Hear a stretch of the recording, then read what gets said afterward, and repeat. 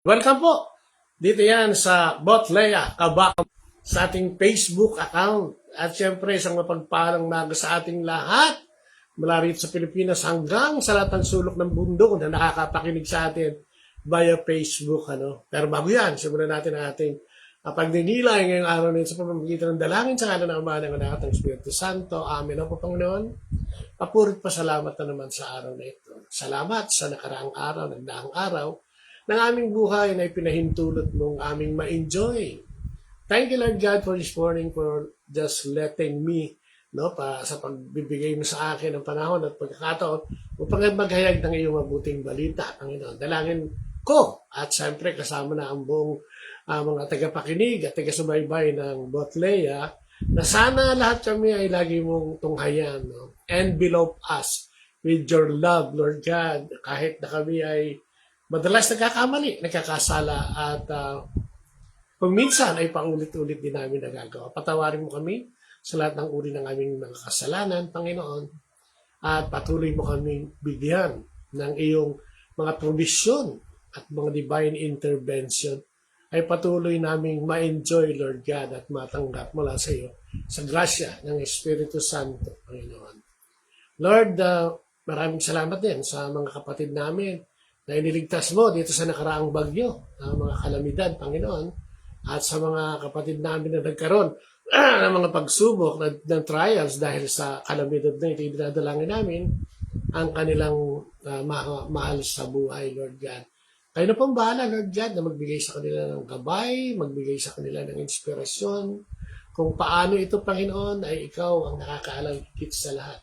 Send forth your Holy Spirit, Panginoon, para sa kanilang lahat, especially yung mga nasalanta ng mga kalamidad na ito, Lord God. Maraming salamat for just giving us the gift of life, yung regalo mong buhay sa amin at natito kami, nasa harapan mo, Panginoon. Kaya tinataas namin ang araw na ito, mga sandaling ito, at mga susunod na araw at sandali ng aming buhay na ikaw ang manguna sa amin sa pamamagitan ng karunungan, mga kaalaman, Panginoon, at pusong mapagmahal.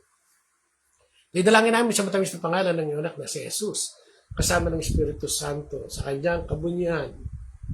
And for this, Lord, we praise you and we thank you and hear our prayer. Because you're the Holy God, the Holy Mighty One, Holy Immortal One, have mercy on us and of the whole world.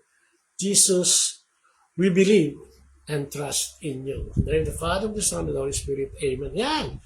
Ang ating magdinilayan ngayon ay Matthew 11, 20 to 24, medyo maiksi lang. Ito yung nagsasalita si Jesus, tungkol sa Corazin, tungkol sa Bethsaida, at tungkol sa Capernaum, Ito yung sinasabi niya, kung ginawa lang sa Sodoma at Gomorrah, mga ginawa ko sa inyo, ay marahil nagtika na, ang mga tiga Sodoma at Gomorrah. Ibig sabihin, ang Corazin, Bethsaida, at Capernaum ay talagang parang woe to you, May sabi, kahabag-habag kayo.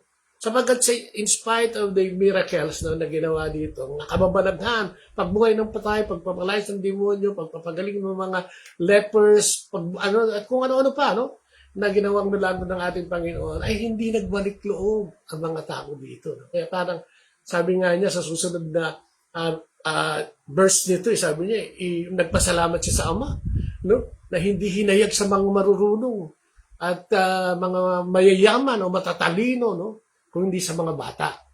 So bakit yun ang binibigyan siguro ng emphasis ng ating Panginoon ngayong araw na ito? Kasi, biruin mo, naranasan naman natin yun, di ba? Pag tayo ay binigyan ng biyaya ng kapatid man yan, ng ating mga magulang, ng ating mga kamag-anak, o ano man, lalo na kung tayo ay nasa kalagayan talagang napakahirap o sukdulan, talagang magpapasalamat ka, At tatangkilikin mo talaga yung kamag-anak na yun, Iba nga, parang sinasamba na yan, Dahil ang inakala nila, yung kamag-anak ang nagbigay, hindi nila alam na ang Diyos ang umipo sa mga taong ito para makita ngayong kalagayan at mabagyan ka ng sapat na pangangailangan.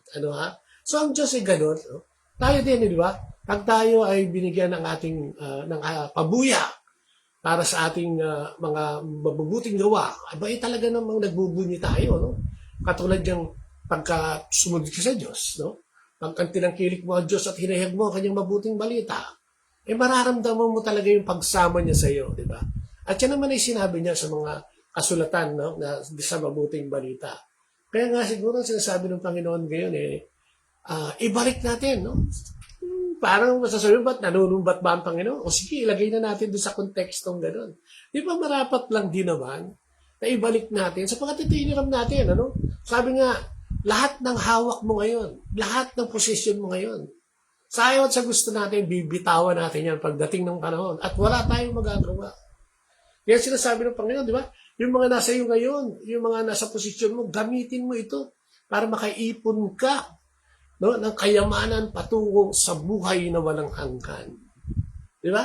Pagbibigay ng kaloob sa mga taong nangangailangan, pagbibigay ng tulong, payo, pakikinig, at kung anumang bagay na may kakibat na kindness, compassion, no, sa ating mga kapatid na nangangailangan, ano, pinansyal, material, emosyonal, ibinibigay yan. Sapagkat yan ibinigay din sa atin ng libre, dapat ipinamamahagi din natin.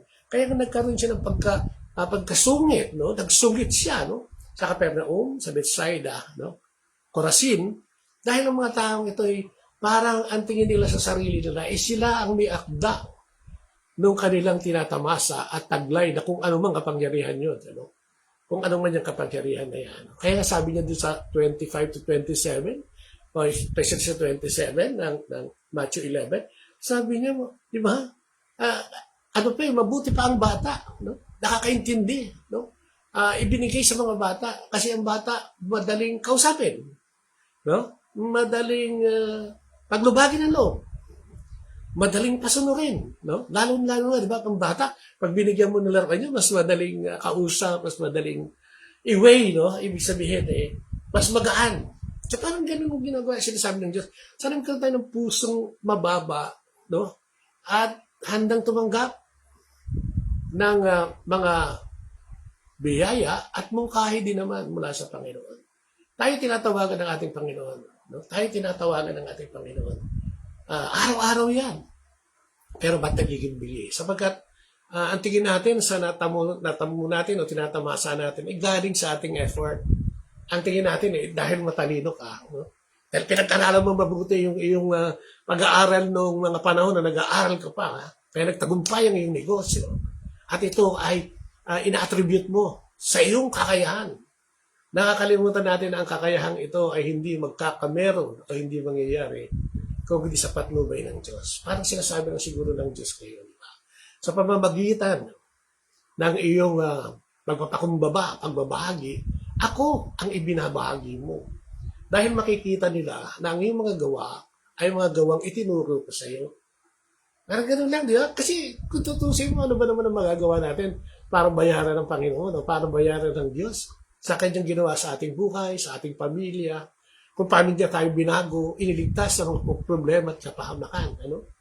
Kitang-kita natin yun, but minsan nagbubulag-bulagan tayo because of self-gratification. Siguro yun ang gustong pakita ng Panginoon ngayon. Ano? O, hindi pwedeng magpapatuloy-tuloy ito. Lahat ng yan ay mapuputol.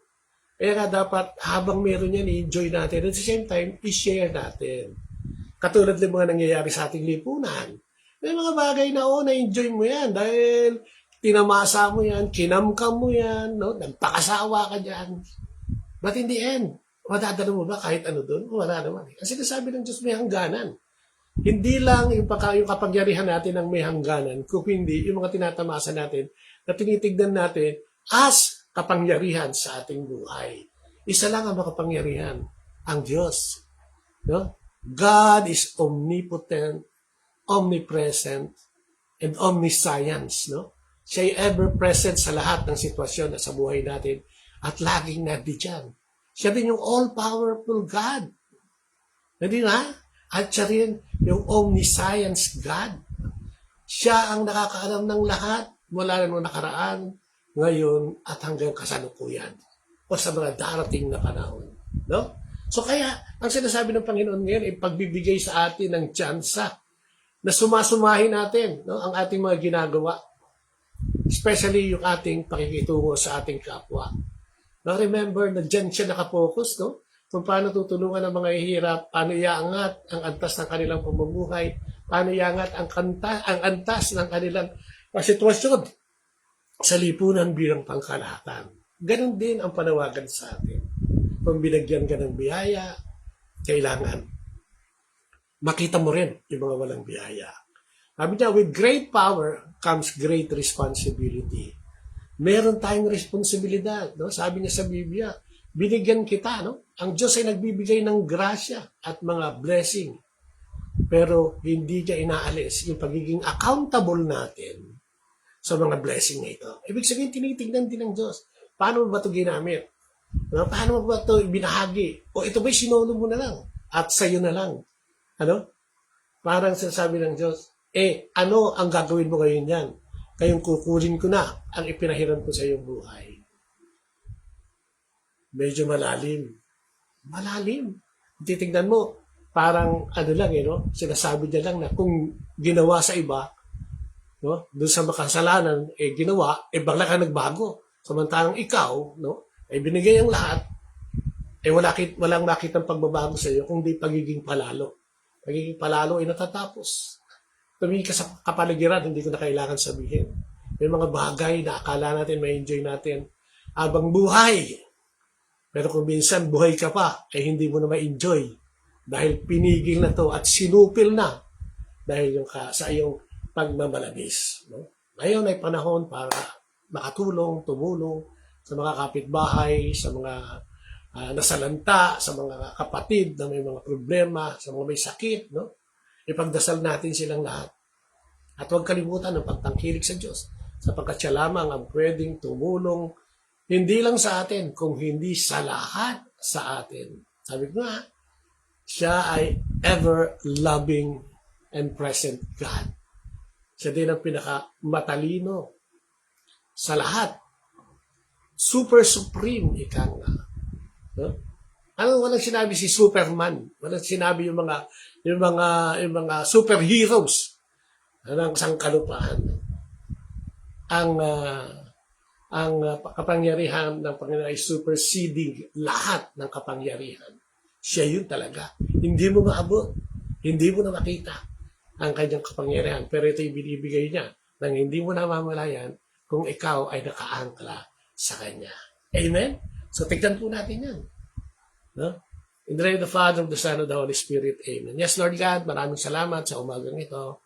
Thank you for just allowing me to proclaim your good news, Lord God. At salamat.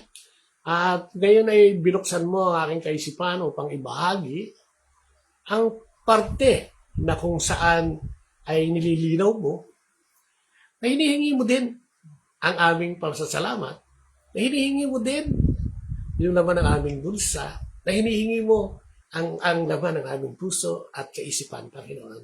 Na ito ibahagi namin bilang pasasalamat sa mga natanggap namin mula sa iyo. Madalas na nagkakamali kami dito dahil akala namin na ito'y para sa amin lang. So, ngayong araw na ito'y sinusuko namin, Panginoon, at bigyan mo pa kami ng mas higit na linaw upang makita ang mga bagay-bagay na gusto mong ipagawa sa amin. Salamat sa transformation na ginawa mo sa amin, sa transformation na ginawa mo sa mga kapatid namin gustong magbago at iyong binasbasa ng pagbabagong ito kung kaya kami nakakapanatili sa iyong salita, Panginoon, at sa iyong mga gawa. Kung kaya dalangin namin na itong tinataglay naming kasiyahan sa aming kalooban at sa aming buhay ay maramdaman din ng aming mga kapatid na nakapaligid sa amin at sa lahat ng mananampalataya na nakatunghay at nanonood sa amin bilang inspirasyon sa iyong mga gawa, Lord God. At tunay na magbibigay sa amin ng buhay na buhay at masaya. Kahit nandito pa kami sa lupa o dito sa buhay na ipinahiram mo sa amin. Patungo sa buhay na walang hanggan, kami iyong ginagabayan. At nananalangin, nagabayan kami. Pabayaan mo ang iyong mga salita ang maging ilaw ng aming paanan at ilaw ng aming buhay patungo sa iyong kaharian. At ay dalangin namin sa matamis na pangalan ni Jesus kasama ng Espiritu Santo sa pananalangin ng mahal na Inang Maria ni San Jose at mga propeta at lahat ng ginagamit mo at patuloy nagsasalita para sa iyo magpahanggang sa ganitong panahon, Lord God. Ikasama na dyan ang Botlea dito sa Kabakan. Maraming salamat po and glory be to the Father, to the Son, and to the Holy Spirit as it was in the beginnings, now, and never shall be, world without end. Amen and amen. In the name of the Father, the Son, and the Holy Spirit. Amen. Good morning kay Sister Yoli Falcon, Cabarugis. Ano? At syempre, ang aking household mentor na si Brother Bong at ang buong household ng Young Ones. Ganun din kay Brother Amadea de Leon. Nakasama ko yan sa mission sa Nueva Ecija, Sister Ed, at buong pamilya. Maraming salamat sa lahat ng nakatunghay ngayon at magtutunghay pa. Advance po. Thank you. Maraming salamat. Bye-bye. Like and share. Subscribe sa YouTube. Meron din tayo. Bye-bye. God bless.